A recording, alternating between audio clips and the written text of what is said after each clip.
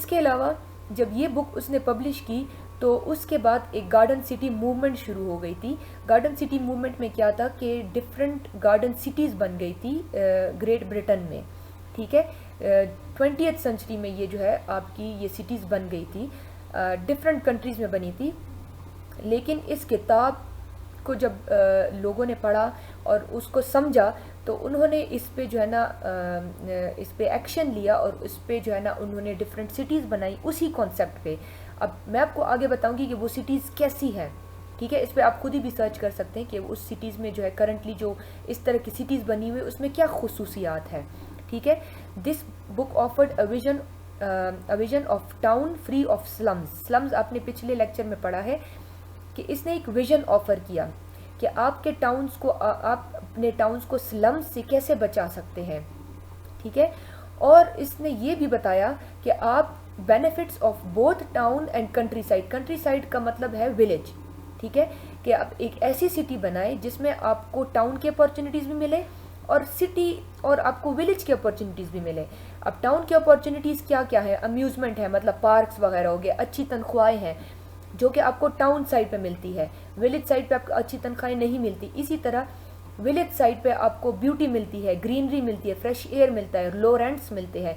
तो इसने एक ऐसा कॉन्सेप्ट पेश किया कि जिसमें आपको दोनों मिले, अच्छी अपॉर्चुनिटीज़, जॉब्स, अच्छी तनख्वाहें और साथ साथ में फ्रेश एयर और ये सारी चीज़ें भी मिले, जिसको इसने नाम दिया गार्डन सिटीज़ ऑफ टुमारो, ठीक है। इसका एक ये विजन था।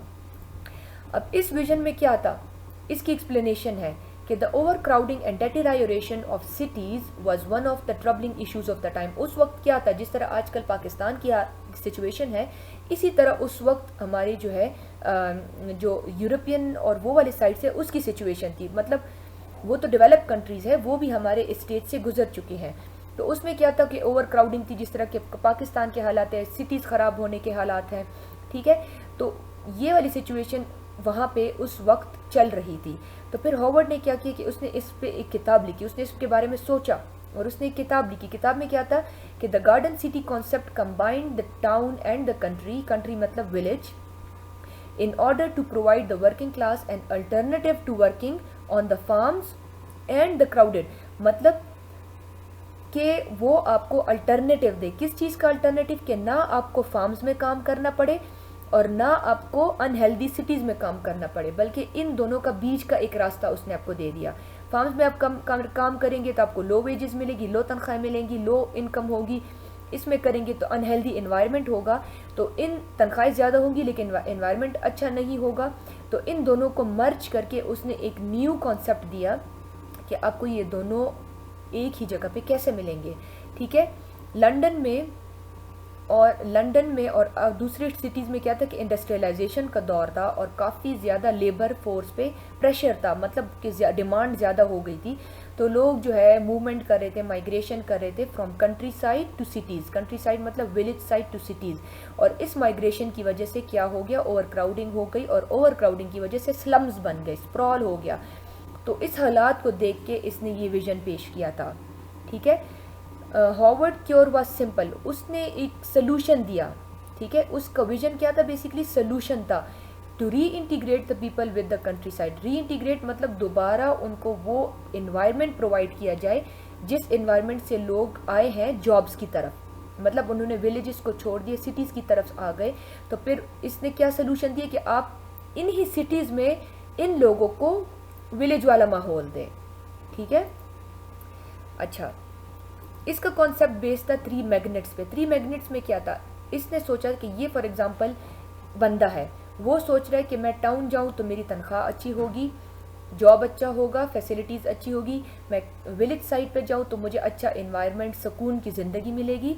तो इसने क्या किया कि इसने 3rd मैग्नेट जो है का आइडिया दिया कि इसमें आपको टाउन प्लस कंट्री के दोनों की फैसिलिटीज़ मिलेंगी इस मैग्नेट में। तो आपके ख्याल से इसका ये कॉन्सेप्ट है कि आपके ख्याल से अगर एक बंदे को ये 3 मैग्नेट्स दिए जाएं तो वो किस तरफ जोर करेगा, वो कौन सी जगह को प्रेफर करेगा। तो उसका ख्याल ये था कि बंदा 3rd मैग्नेट जो टाउन प्लस कंट्री वाला मैग्नेट है वो बंदा प्रेफर करेगा, ये जो सेंटर वाला बंदा है जो सोच रहा है कि मुझे किस तरफ जाना चाहिए, ठीक है। कुछ लोग होते हैं जो कि सिटी लाइफ पसंद करते हैं, कुछ लोग होते हैं जो कि कंट्री लाइफ पसंद करते हैं, कुछ लोग होते हैं कि जो दोनों पसंद करते हैं। मेजॉरिटी बंदे ऐसे होते हैं कि वो कहे कि हमें अच्छा इन्वायरमेंट भी मिले, साथ साथ पे हमें गुड जॉब्स भी मिले। तो ये थर्ड मैग्नेट जो था, ये कॉन्सेप्ट, ये 3 मैग्नेट्स का कॉन्सेप्ट जो था, ये आपने इब्नेज़र ने जो है इसका विजन दिया था, इसका कॉन्सेप्ट उसने इस्टेब्लिश किया था। 3 मैग्नेट्स की एक्सप्लेनेशन क्या है कि 1 magnet list the advantages and disadvantages of town. ये जो एक मैग्नेट है ये टाउन के डिसएडवांटेजेस और एडवांटेजेस बताता है, दूसरा मैग्नेट आपको विलेज के डिसएडवांटेजेस और एडवांटेजेस बताता है, ठीक है, और तीसरा जो मैग्नेट है वो इन दोनों का सलूशन है, ठीक है, जो कि इसके एडवांटेजेस और इसके एडवांटेजेस लेके थर्ड मैग्नेट बना देता है, ठीक है। तो उसने क्या किया कि उसने थर्ड मैग्नेट प्रपोज किया। The third magnet communicates Howards proposal of town country. Third magnet में बेसिकली उसने एक टाउन कंट्री को मर्ज किया, which will have both town life and country life, ठीक है, दोनों फैसिलिटीज उसने प्रोवाइड की। अच्छा, सेंटर में क्या है? In the centre are the people who are having previously been stuck with the difficult choice between town and country. मतलब बीच में ये समझता है कि बीच में वो लोग हैं, ठीक है, जो स्टक हुए हैं, सोच रहे हैं कि हम इस तरफ जाएं या इस तरफ जाएं। तो उसने सोल्यूशन दिया कि आप इस तरफ आ जाएं, तो आपको दोनों चीज़ें मिल जाएंगी, अच्छी जॉब्स और अच्छा इन्वायरमेंट भी, ठीक है।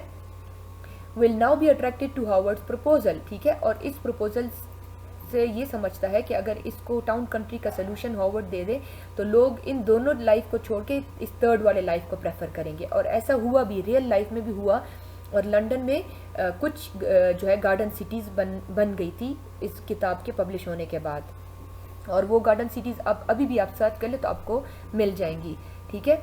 Such rearrangement would provide the basis for more prosperous. ये जो रेड है ये इसके मीनिंग्स है, ठीक है। प्रोस्पेरस क्या होता है? कोऑपरेटिव एंड लिबरल लाइफ, ठीक है, liberated life, liberated human experience. ये सिटीज़ आपको प्रोस्पेरस, कोऑपरेटिव और लिबरेटेड ह्यूमन एक्सपीरियंस मतलब लिबरेटेड लाइफ देगी, ठीक है। लिबरेटेड मीन्स, लिबरेटेड का वर्ड की एग्जांपल मैं आपको ऐसे दे देती हूँ कि फॉर एग्जांपल कहते हैं कि जो चीज़ आपको पसंद हो तो उसको आप फ्री करो। फॉर एग्जांपल एक परिंदा है तो आप उसको फ्री कर दो, उसको बंद ना करो, ठीक है। तो लिबरल का मतलब तकरीबन वही है कि आप फ्री हो जाते हैं टेंशन वगैरह से, स्ट्रेस से, जो सिटी स्ट्रेस होता है।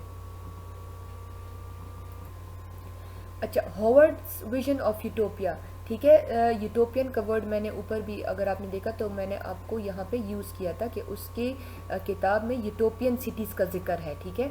अब इसकी एक्सप्लेनेशन यहाँ पे कि यूटोपियन क्या होता है, यूटोपिया बेसिकली है क्या चीज़। Utopia is an imagined community, मतलब उसने एक कम्युनिटी इमेजिन की या सोसाइटी इमेजिन की that possesses highly desirable और nearly perfect qualities for citizens। उसमें ऐसे conditions होते हैं, ऐसे qualities होती हैं citizens के लिए कि वो लोग पसंद करते हैं, वो चाहते हैं। desire means चाहना, कि वो चाहते हैं कि हमें ऐसे हालात या ऐसे environment cities में मिले। one could also say that utopia is a perfect place, ठीक है, that has been designed with no problems. मतलब उसके दिमाग में ये था या उसके विजन में ये था कि यूटोपिया ऐसी जगह होगी जिसमें वो परफेक्ट होगी वो जगह, और उसमें कोई खामी नहीं होगी, कोई प्रॉब्लम्स नहीं होंगे, लोगों के लिए परफेक्ट हालात होंगे और लोग वहाँ पे ज़्यादा खुश होंगे और वो प्रेफर करेंगे कि वो इस इलाके में रहे या इस सिटीज़, इस कम्युनिटी में वो रहे।